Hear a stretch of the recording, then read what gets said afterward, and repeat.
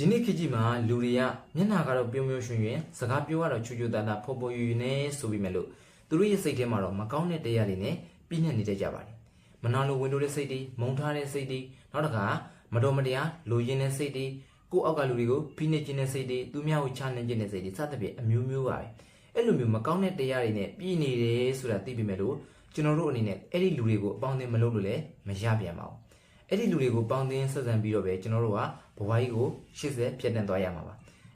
အဲ့တော့အဲ့ဒီလူတွေနဲ့ပေါင်းသင်းဆက်ဆံမှုဆိုလို့ရှိရင်လူမှုရေးဆိုင်ရာလက်ကွက်တွေကိုနားလည်ထားဖို့မဖြစ်မနေလိုအပ်ပါတယ်အရေးကိုမြင်ရုံနဲ့ဘာကောင်းမှန်းသိတတ်ဖို့အတွက်မဖြစ်မနေလိုအပ်ပါတယ်အဲ့ဒါတွေကိုနားလည်နိုင်မှုတွေကျွန်တော်ကဒီနေ့မှာစောက်တော့အကြောင်းကိုပြောပြပေးချင်ပါတယ်အဲ့ဒါကတော့ဒီစာရေးဆရာ Robert Greene ရေးသားထားတဲ့အာနာဆဲ New Breeder 48ရက်ဆိုတဲ့စာအုပ်ပါကျွန်တော်တို့အနေနဲ့အခမ်းအနားတစ်ခုပွဲတစ်ခုကိုသွားတဲ့အခါမှာကိုယ်ကိုလာပြီးနှုတ်ဆက်တဲ့လူမရှိဘူးကိုယ်ကိုအရေးတူလုပ်ပြီးတော့စကားပြောတဲ့လူမရှိဘူးဆိုလို့ရှိရင်သိငယ်စိတ်ဝင်နေကြပါတယ်ဘယ်သူမှတော့အဲ့လိုမျိုးဖြစ်ချင်ကြမှာမဟုတ်ပါဘူးလူမှန်လို့ရှိရင်ဗျအခွင့်အာဏာတော့ရှိချင်ကြတာပါပဲကိုယ့်ရဲ့အလုပ်ထဲမှာကိုယ့်ရဲ့အလုပ်ကသိငယ်သည်ဖြစ်စေကြီးသည်ဖြစ်စေပေါ့အဲ့ဒီအလုပ်ထဲမှာကိုကအခွင့်အာဏာရှိချင်ပါတယ်ငါပြောလိုက်လို့ငါကြောင့်မို့လို့ငါလောက်ကိုင်းလို့ငါလမ်းညွှန်လိုက်လို့စသဖြင့်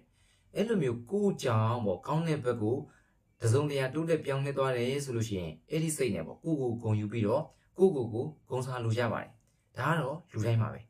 ဒီဘက်ကကြီးမှာဩဇာအာဏာပြတာတွေကိုလူတွေကမုန်းတိကြတယ်ဆိုပေမဲ့လို့ဩဇာအာဏာမပြဘူးဆိုလို့ရှိရင်လည်းပဲဘယ်သူမှကိုကိုအလေးထားမှာမဟုတ်ပါဘူးဒီစောင်းထဲမှာစာရေးဆရာကြီးဩဇာအာဏာနဲ့ပတ်သက်လို့ပြောထားတဲ့စကားတစ်ခုရှိပါတယ်အဲ့ဒါကဒီဩဇာအာဏာဆိုတာတဲ့လူသားတွေအတွက်မရှိမဖြစ်လိုအပ်တဲ့အရာတစ်ခုပါဆိုပြီးပြောထားပါတယ်အဲ့တော့ဘယင်းလေးဧကရစ်တွေပေါ့ဘယင်းမတွေနိုင်ငံအကြီးအကဲတွေမှာဒီဩဇာအာဏာကိုလိုအပ်တာမဟုတ်ပါဘူးတဲ့တခြားလူတွေလည်းပဲလိုအပ်ပါတယ်တဲ့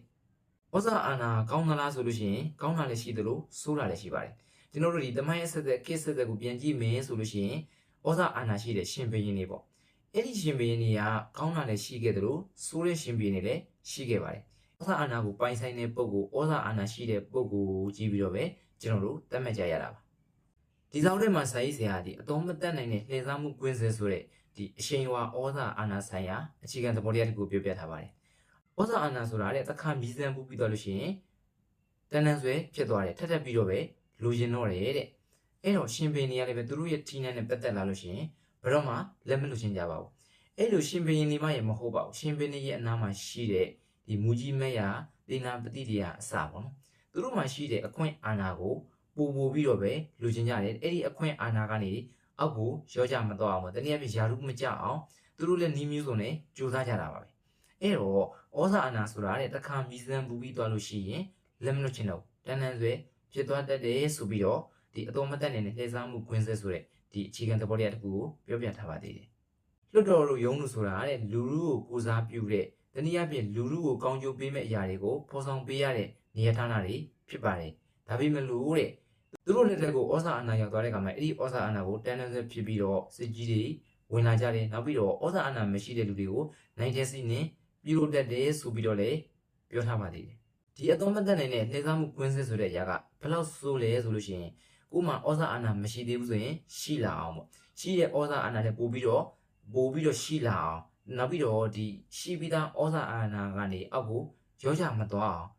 ဘာမစိုးလုံရတဲ့စိတ်တွေတောင်ရှိကြတယ်တဲ့အဲ့လိုမျိုးတွေရဖို့တဲ့ဆိုလို့ရှိရင်ကိုယ့်ဘဝတဲ့အရွေးပါတယ်ဒီအိမ်တော်ဘက်တွေသားသမီးတွေရအပါပေါ့အဲ့ဒါတွေကလွယ်လို့ကျန်တဲ့လူတွေကိုခူးတုံးလို့ဆိုလဲလုံမှာပဲချပြီးနင်းဆိုလဲနင်းမှာပဲတဲ့အဲ့လောက်ဒီကိုဆိုးတဲ့အကျင့်ပေါ့နော်အဲ့လောက်ဒီကိုဆိုးတယ်လို့ဆိုပါတယ်သူတို့နဲ့ဒန်းသူပုံကိုယ်တွေဆိုလို့ရှိရင်လည်းပဲအဲ့ဒီပုံကိုယ်တွေကိုကိုယ့်ထက်နှိမ်သွားအောင်ဟုတ်လားချနှင်းခြင်းတဲ့စိတ်တွေရှိတယ်သူတို့လုပ်ငန်းခွင်ထဲမှာတော့တယောက်နဲ့တယောက်ဖော်ဖော်ယူယူပြောနေကြပြီမဲ့လို့မျက်နှာတွေကတော့ပြုံးပြနေပြီမဲ့လို့ခါးချမ်းမှာဓမြောင်ထိုးထားတာမျိုးတွေရှိတတ်တယ်လို့ဆိုပါတယ်ဒီနေရာမှာစာရေးဆရာအာနာရှိတဲ့လူနဲ့အာနာဘာဝါသွားတယ်ဆိုတဲ့ပုံကိုယ်တွေကြောင့်ကိုတိကျခွဲပြထားပါသေးတယ်အာနာဘာဝါသွားတဲ့ပုံကိုယ်တွေကြတော့တဲ့ဘဲဥစားကိုပဲလှုပ်ချင်သူတို့ကိုယ်တိုင်မလှုပ်တော့သူတို့ရဲ့ပြန်ပဲဒါမှမဟုတ်ရန်သူပေါ့နော်သူတို့အာနာဘာဝါရဲဆိုတဲ့ဒီသူတို့ရဲ့ကျွမ်းကျင်မှုကိုအသုံးချပြီးတော့အဲ့ဒီပြန်ပဲအဲ့ဒီရန်သူကိုလွှမ်းမိုးနိုင်အောင်ကြိုးစားတယ်ချုပ်ကင်နိုင်အောင်ကြိုးစားတယ်အဲ့လိုမျိုးချုပ်ကင်ပြီးတော့သူတို့လှုပ်ချင်တဲ့အရာကိုအဲ့ဒီရန်သူကိုလှုပ်ခိုင်းတယ်နောက်ကိုလှုပ်ပြအောင်တွန်းအားပေးတယ်တဲ့အာနာဘာဝါသွားတဲ့ပုံကိုယ်တွေကကြတော့ကိုယ်တိုင်မလှုပ်တော့တခုခုလိုချင်တယ်ဆိုလို့ရှိရင်တော့မှကိုယ်တိုင်ဓာတ်ရက်မယူတော့ အာနာရှိတဲ့ပုဂ္ဂိုလ်ဒါမှမဟုတ်သူတို့ရဲ့ပြိုင်ဘက်တွေကိုခူးတုံးလုပ်ပြီးတော့ပဲပြောကြတယ်တဲ့လုပ်ကြတယ်တဲ့ဒီအသုံးမသက်နိုင်တဲ့လှည့်စားမှုခွဲစစ်ဆိုတာကြီးကဒီအထက်ပိုင်းပုဂ္ဂိုလ်တွေမှာရှိတာမဟုတ်ပါဘူးကျွန်တော်တို့ဒီလူပတ်ဝန်းကျင်ပေါ့နော်ကိုယ့်ရဲ့အနီးနားဘေးပတ်ဝန်းကျင်မှာလည်းရှိနေတာပါပဲဩဇာအာဏာရေးလို့မဟုတ်ပေမဲ့လို့ကိုယ်ဘယ်သွားလာကိုယ်ကိုနှုတ်ဆက်တဲ့လူတွေရှိနေစေခြင်းနဲ့ကိုယ်ကိုအရေးတယူလုပ်ပြီးတော့စကားပြောတဲ့လူတွေရှိနေစေခြင်းနဲ့ကျွန်တော်တို့ကဒီဩဇာအာဏာကိုငန်းငတ်တဲ့အယူမှုဖြစ်သွားပြီဆိုလို့ရှိရင်သူ့ထက်ငန်းတာအောင်ညီမျိုးစုံနဲ့လုပ်တတ်ကြတယ်တဲ့အဲ့ဒီညီမျိုးစုံလုပ်တဲ့အကျင့်ကြီးอ่ะပေါ့နော်အရင်တည်းကရှိခဲ့တယ်လို့အခုချိန်ထိလည်းရှိနေတော့မယ်တဲ့ဒီနေ့ကလူဖွဲ့စည်းရာအပေါ်ယံအဖြစ်တော့ယဉ်ကျေးတဲ့အတွင်းရှိတယ်ဒါပေမဲ့လို့အတွင်းထဲမှာဆိုရင်တော့ကောင်းနိုင်လို့သိရှိရမှာမဟုတ်မနာလိုတဲ့စိတ်တွေမုန်းထားတဲ့စိတ်တွေနောက်ကမတော်မတရားလူချင်းတဲ့စိတ်တွေစသဖြင့်မကောင်းတဲ့ຢာတွေအများကြီးပဲအဲ့ဒါတွေရဲ့အပေါ်နှမ်းပြတာကြီးကောင်းလို့နှမ်းပြတာပဲရှိတာအဲ့တော့ကျွန်တော်တို့ကလူပတ်ဝန်းကျင်မှာနေရတဲ့အခါမှာအဲ့ဒီရည်တွေအများကြီးရှိပါတယ်ကိုယ်အနီးနားကလူတွေကတော့မှကိုယ်ဆွဲချတာမျိုးကိုယ်ကြောက်လွန်းတာမျိုးတွေရှိနိုင်ပါတယ်။ပေါ်ရန်ဝဲကြည့်မယ်ဆိုတော့ကျွန်တော်တို့တွေနဲ့သိနိုင်မှမြင်နိုင်မှာမဟုတ်ပါဘူး။အဲ့တော့ကျွန်တော်တို့အနေနဲ့ဒီလူပတ်ဝန်းကျင်မှာနေတိုင်းအသက်ရှင်ရတဲ့အခါမှာ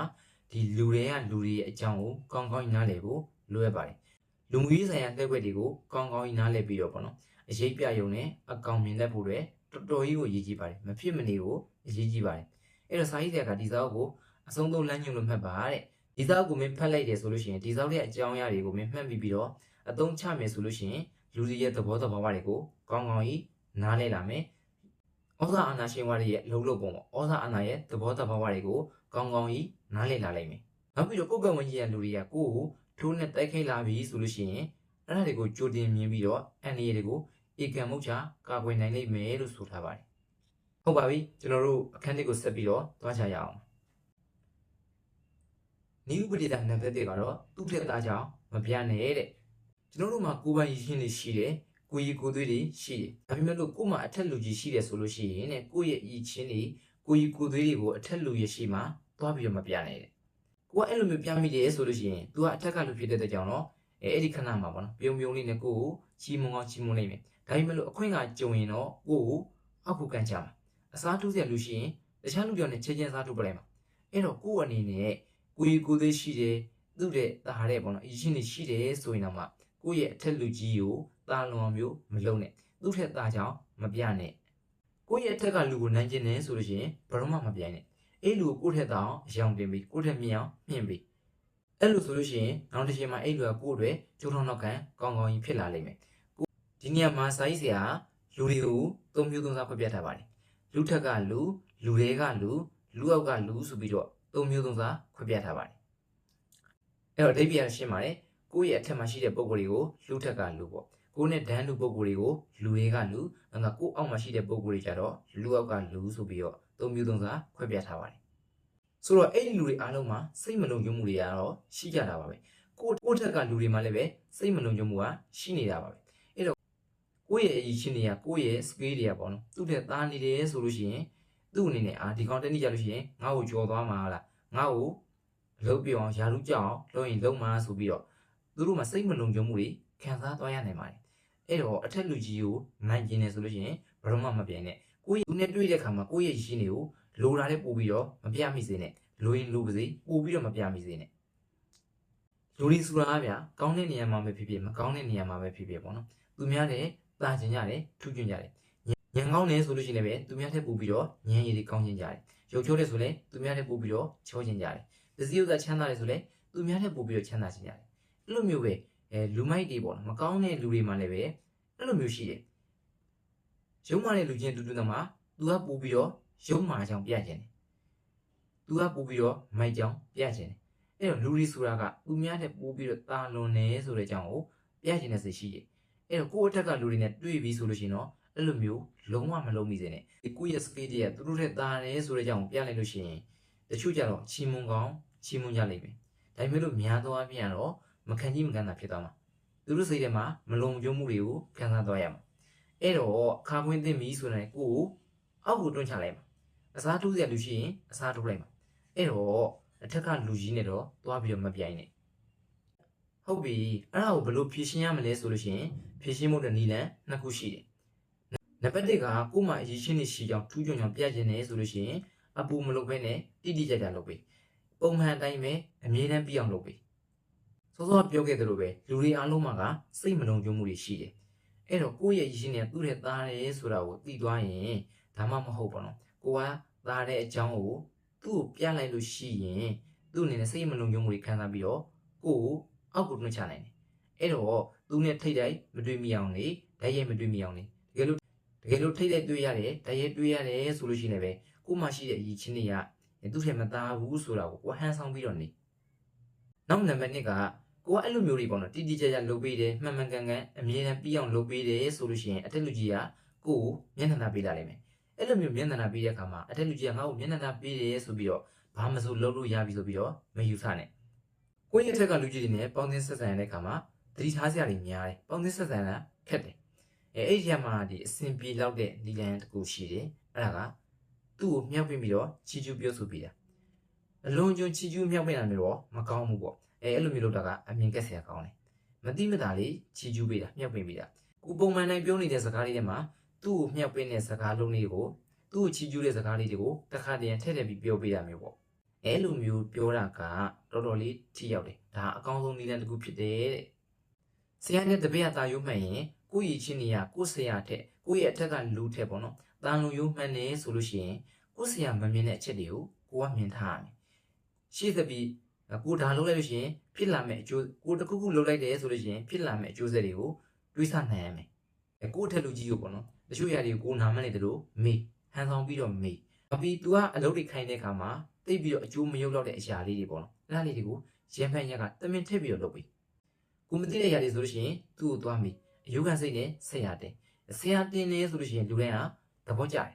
အဲ့လိုမျိုးလုပ်မယ်ဆိုလို့ရှိရင်တို့ရဲ့ကြိုးထောင်နောက်ကပြီးမှုကိုကိုကတောင်းစရာမလိုပဲနဲ့အခါခွင့်တင်နိုင်ရလိမ့်မယ်လူတွေမှာပေါ့နော်ကိုကြောင့်သူတို့ဘဝပို့ပြီးတော့ကောင်းမွန်သွားတယ်တာလွန်သွားတယ်ပြောင်းမြောက်သွားတယ်ဆိုတာမျိုးသူတို့ခံစားမိလို့ရှိရင်အဲ့လူကိုသူတို့စိတ်ထဲကနေကျေးဇူးတင်နေရပါအခါခွင့်တင်နိုင်အဲ့လူကောင်းမှုတွေပြန်ပြီးလုပ်ပေးခြင်းရတဲ့သဘောလေးရှိရပါတယ်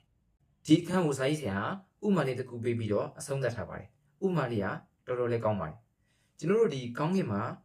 ကျေးတွေအများကြီးရှိတယ်နေတစ်စင်းရှိတယ်အဲ့ဘယ်ကျေးမှာတော့နေရဲ့အလင်းရောင်ကွဲပြောက်သွားအောင်ဆိုပြီးတော့မလုပ်ကြဘူးတဲ့အဲ့လိုမျိုးမလုပ်လို့လည်းပဲပေါ့နော်အချိန်နဲ့လို့နေရောင်ကွဲပြောက်သွားတဲ့အခါမှာကျေးလေးလည်းပဲလင်းနဲ့တောက်ပကြတာပဲတဲ့အဲ့ဒီဥမာလေးကိုအားလုံးသဘောပေါက်လွယ်လိမ့်မယ်လို့ထင်ပါတယ်